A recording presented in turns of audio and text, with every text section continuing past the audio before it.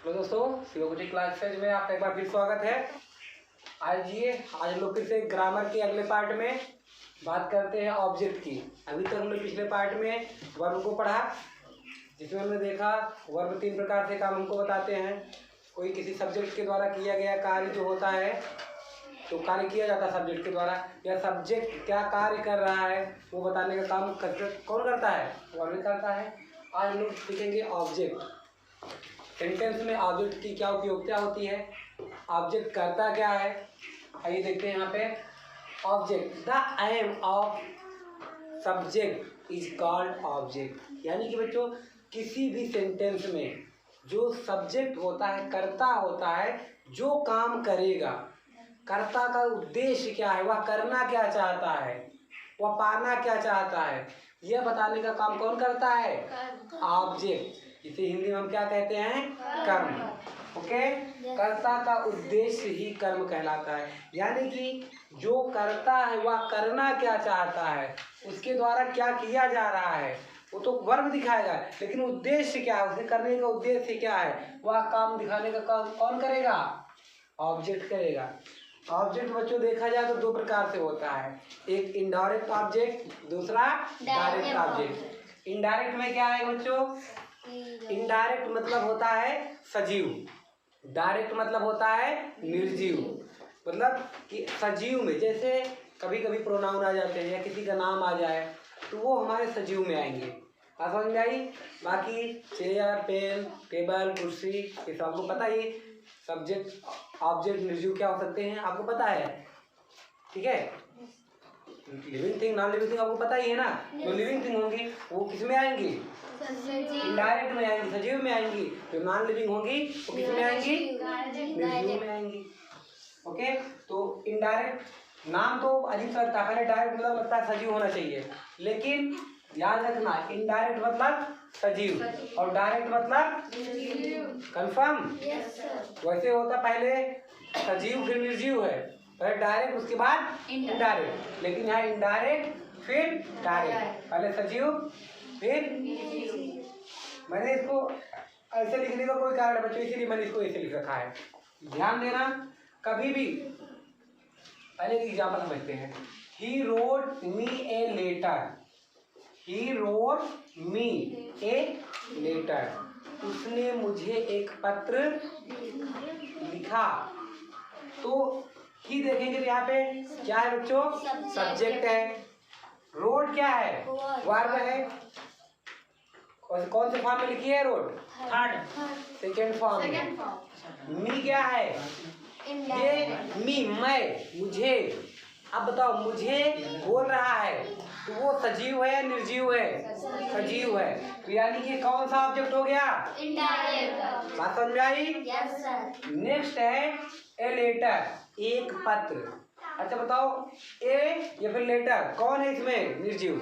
Actually है letter, लेकिन letter को क्या कर रहा है? डिटरमाइन कौन कर रहा है? ए। कितना? एक पत्र लिखने का काम। यहाँ पर पत्र निर्जीव है, निर्जीव है ना। Yes sir. वो क्या हो जाएगा बच्चों? Direct object. Confirm? Yes sir. चलिए आगे बात करते हैं। सेंटेंस के बेसिक सीक्वेंस के अनुसार बच्चा, जब कोई भी हम लोग सेंटेंस बनाते हैं, अगर उसका बेसिक सीक्वेंस देखेंगे तो सबसे पहले क्या आना चाहिए? सबसे पहले इनडायरेक्ट, यानी कि पहले सजीव आना चाहिए, उसके बाद निर्जीव। कभी भी जब दोनों कर्म एक साथ आ जाए, दोनों आ जाए, तो पहले किसको लिखोगे? सजीव। पहले सजीव को, उसके बाद निर्जीव। बात समझ में आई? Yes sir. आप आगे पीछे भी करके लिख सकते हैं, इसमें कोई गलत नहीं होगा, लेकिन अगर आप इनडायरेक्ट को पीछे करके लिखते हैं तो आपको प्रीपोजिशन टू या फिर फार का प्रयोग करना पड़ेगा। बात समझ में आई? अगर आप उसे डायरेक्ट, इनडायरेक्ट वाला पहले लिखते हैं और डायरेक्ट वाला बाद में लिखते हैं तो आपको किसी प्रीपोजिशन की आवश्यकता नहीं पड़ेगी। वही हम लोग रिमार्क में देखेंगे बच्चों। रिमार्क मतलब होता है ध्यान है। ध्यान है, सेंटेंस के बेसिक सीक्वेंस के अनुसार वाक्य में पहले इनडायरेक्ट ऑब्जेक्ट, उसके पश्चात डायरेक्ट ऑब्जेक्ट आता है। यानी कि पहले सजीव कर्म आएगा, उसके बाद निर्जीव कर्म। बात समझ में आई? दूसरा रिमार्क क्या देखेंगे? जब इनडायरेक्ट ऑब्जेक्ट पहले आ जाता है, इनडायरेक्ट ऑब्जेक्ट पहले आता है तो बिना प्रीपोजिशन किया जाता है। कंफर्म? जब इनडायरेक्ट ऑब्जेक्ट को हम बाद में करेंगे तो उसके लिए हमको प्रीपोजिशन का प्रयोग करना पड़ेगा, और प्रीपोजिशन के रूप में क्या आएगा? टू या फॉर। यहाँ पे या तो टू आएगा या फिर फॉर आएगा। अब यहाँ पे हम लोग कुछ एग्जाम्पल नीचे लिख रखा है जिसको आप लोग बताएंगे कि कौन सा सही है कौन सा गलत है। क्या इसमें सभी एग्जाम्पल सही है? No sir.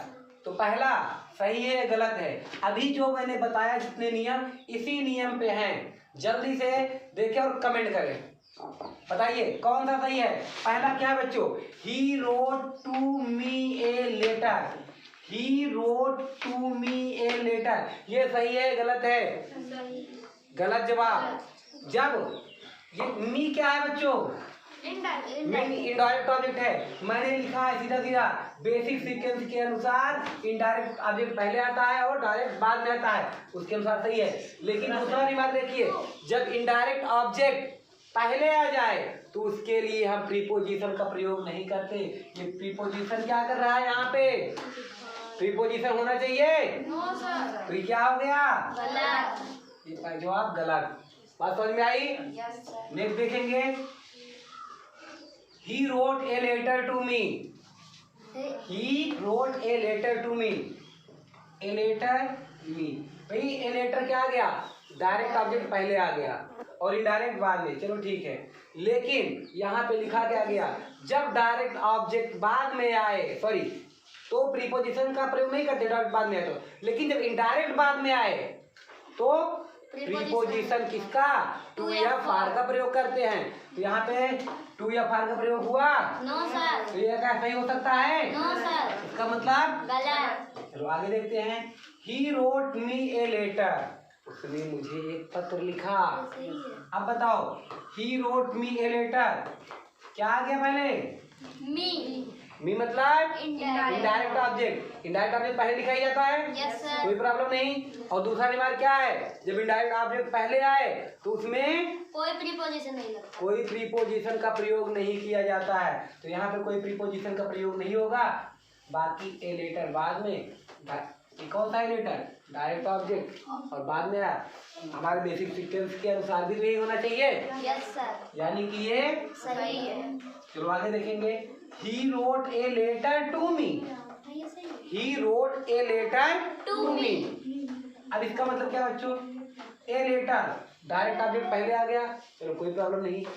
इनडायरेक्ट बाद में आया, चलो ठीक है। लेकिन इनडायरेक्ट से पहले प्रीपोजिशन टू लगा? Yes sir. लग गया? Yes sir. हमारा तीसरा रिमार्क क्या कह रहा है? क्योंकि जब इनडायरेक्ट ऑब्जेक्ट बाद में आए इससे पहले प्रीपोजिशन टू या फॉर का प्रयोग किया जाना चाहिए। तो यहाँ पे टू या फॉर का प्रयोग कोई हुआ है? Yes sir. इसका मतलब ये सही है। बात समझ में आई? Yes sir. जल्दी से इसे नोट करें, उसके बाद दूसरे पेज में हम लोग देखते हैं। जल्दी से स्क्रीनशॉट कर लीजिए इसको एक बार। आइए देखते हैं यहाँ पे आगे स्पेशल कंडीशन ऑफ ऑब्जेक्ट। जैसे बच्चों हमने स्पेशल कंडीशन ऑफ सब्जेक्ट में पढ़ा, उसमें क्या पढ़ा हम लोग? लिखना बंद कीजिए। स्पेशल कंडीशन ऑफ सब्जेक्ट में हमने पढ़ा जीरेंड एंड इंफिनिटिव। वैसे ही स्पेशल कंडीशन ऑफ ऑब्जेक्ट में भी जीरेंड और इंफिनिटिव ही आएगा। ठीक है। जब वाक्य के ऑब्जेक्ट में कोई कार्य आ जाता है, क्या आ जाता है बच्चों? कार्य। तो वहां पे हम जीरेंड या इंफिनिटिव का प्रयोग करते हैं ऑब्जेक्ट के रूप में। जब ऑब्जेक्ट के रूप में कोई कार्य आ जाए तो हम जीरेंड या इंफिनिटिव का प्रयोग करेंगे। कहाँ करेंगे? ऑब्जेक्ट के रूप में। बात समझ में आई सभी को? तो आइए देखते हैं बच्चों जीरेंड कैसे बनता है और इंफिनिटिव कैसे बनता है। हमें लगता है आप सभी लोग सीख चुके हो, बोलिए मत। आप सभी लोग सीख चुके हो कि जीरेंड किसे कहते हैं और इंफिनिटिव किसे कहते हैं। तो जीरेंड किसे कहते हैं? वर्ब की फर्स्ट फॉर्म या फिर मूल रूप के अंत में आईएनजी लगाने से क्या बनता है?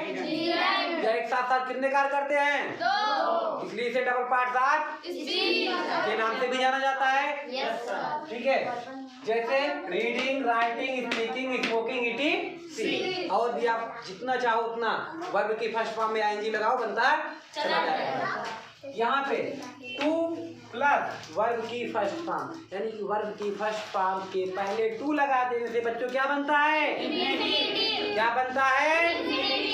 इन्फिनिटिव बन जाता है। और हमने बताया था जीरेंड और इन्फिनिटिव एक दूसरे के स्थान में प्रयोग किए जा सकते हैं, वो हम एग्जाम्पल के माध्यम से देखेंगे। जैसे to read, to write, to speak, to smoke etc. अब यहाँ पे मैंने एग्जाम्पल लिखा, क्या लिखा?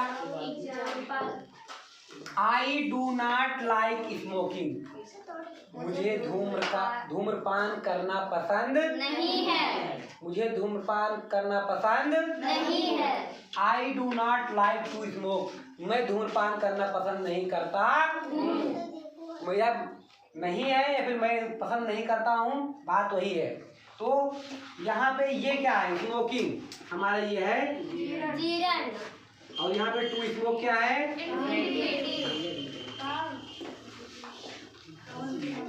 ध्यान है बच्चों, इधर देखिए, जब एक ही सेंटेंस में दो दो कार्य आ जाए ऑब्जेक्ट के रूप में, जब एक ही सेंटेंस में दो दो कार्य आ जाए ऑब्जेक्ट के रूप में, तब हम इतना ध्यान रखेंगे कि अगर पहला हम जीरेंड लगाए हैं तो दूसरा भी क्या लगेगा? जीरेंड। वैसे मैंने बताया जीरेंड और इन्फिनिटिव एक दूसरे के संग जा सकते हैं, लेकिन जब पहला कार्य जीरेंड के रूप में आ जाए तो दूसरा कार्य भी जीरेंड के रूप में ही आएगा। बात समझ में आई? Yes sir. सभी लोग ध्यान दीजिए इधर। I do not like to smoke and to लगाना चाहिए क्या आपको यहाँ पे? इन्फिनिटिव बनेगा। लेकिन बच्चों यहाँ पे इसको जोड़ने के लिए टू स्मोक लग गया, यहाँ पे एंड लगा हुआ है। ध्यान रहे, जब दो कार्य आएगा तो पहले में हम क्या लगाएंगे? टू लगाएंगे, लेकिन दूसरे में टू नहीं लगता है। ये भी सही है हमारा, ये भी सही है, ये भी सही है, और ध्यान रहेगा क्या? जब दो कार्य आए तो दोनों कार्य एक जैसे ही होने चाहिए। तो जीरेंड जीरेंड में लिखा होना चाहिए, ठीक है? ये देखो, ये भी जीरेंड में और ये भी जीरेंड में। यहाँ जब लिखा तो ये भी इन्फिनिटिव में लिखा है, और ये भी क्या है बच्चों? इन्फिनिटिव ही है ये। लेकिन यहाँ पे जब दोबारा दूसरी बार हम इन्फिनिटिव का प्रयोग करते हैं तो उसके पहले टू का प्रयोग नहीं करते। ध्यान रहे, पहली बार जब प्रयोग करेंगे तो टू का प्रयोग करेंगे, दूसरी बार टू का प्रयोग याद रहेगा। स्पेशल कंडीशन ऑफ ऑब्जेक्ट में हमने क्या सीखा है? जब आप ऑब्जेक्ट के रूप में जीरेंड या फिर इन्फिनिटिव का प्रयोग। जीरेंड बनाने के लिए वर्ब की फर्स्ट फॉर्म में आईएनजी। ध्यान में, बहुत बार आपको जीरेंड बनाना पड़ेगा। इन्फिनिटिव वर्ब की फर्स्ट फॉर्म के पहले to. Confirm? Yes sir. Gerund और इन्फिनिटिव दूसरे के स्थान में प्रयोग किए जा सकते हैं, लेकिन जब एक ही वाक्य में दो दो कार्य आ जाए तो अगर पहला कार्य जीरेंड में है तो दूसरा कार्य भी जीरेंड में लिखा जाएगा, यदि पहला कार्य इन्फिनिटिव में है तो दूसरा कार्य भी इन्फिनिटिव में हो जाएगा। अगर इसका अर्थ निकालेंगे, आई do not like smoking and drinking, मुझे मतलब स्मोक वैसे बच्चा धुआं वाली चीज में आता है, धूम्रपान, और ये ड्रिंकिंग ये भी धूम्रपान में ही आता है। मतलब यानी कि आप कह सकते हो पीना और धुआं वाला सामान पीना और नशे वाला सामान पीना कुछ भी हमको पसंद नहीं है, और यहाँ पे वो भी कह रहा है। ड्रिंक हमको पता है, ड्रिंकिंग करना, शराब पीने को ड्रिंकिंग कहते हैं, और इसमें कोई जो लोग धूम्रपान गुटखा या फिर बीड़ी सिगरेट का प्रयोग करते थे स्मोकिंग में आता है, ठीक, धूम्रपान में। Okay, yes sir.